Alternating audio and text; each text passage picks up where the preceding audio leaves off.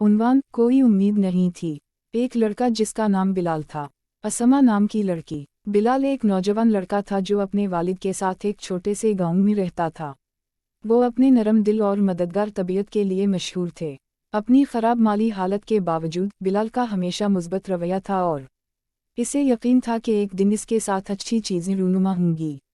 एक दिन बिलाल की मुलाकात असमा नाम की एक खूबसूरत लड़की से हुई, जो अपने वालिद के साथ गांव आई थी। असमा बिलाल के मुस्बत रवैये और मेहरबान दिल से मशहूर हो गईं। वो जल्दी से दोस्त बन गए और साथ वक्त गुजारने लगे।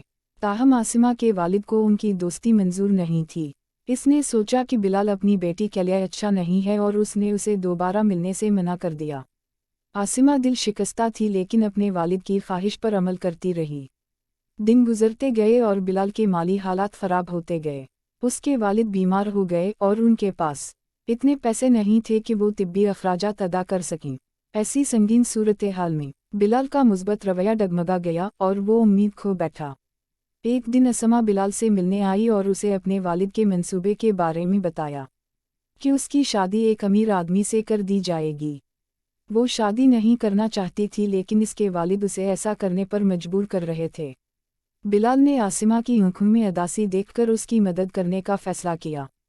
इसने आसिमा के वालिद के पास जाकर आसिमा से अपनी मोहब्बत के बारे में बताया और इससे शादी के लिए हाथ मांगा। असमा के वालिद को सदमा हुआ, लेकिन वो बिलाल की आंखों में सच्ची मोहब्बत देख सकते थे और इस शर्त पर उनकी शादी के लिए राज़ी हो गए कि बिलाल खुद को असमा के लिए फराहम करने के काबिल साबित हों। बिलाल ने उसे एक चैलेंज के तौर पर लिया और सख्त मेहनत शुरू कर दी। इसने लंबे घंटे लगाए और उनकी माली हालत को बेहतर बनाने के लिए सख्त मेहनत की।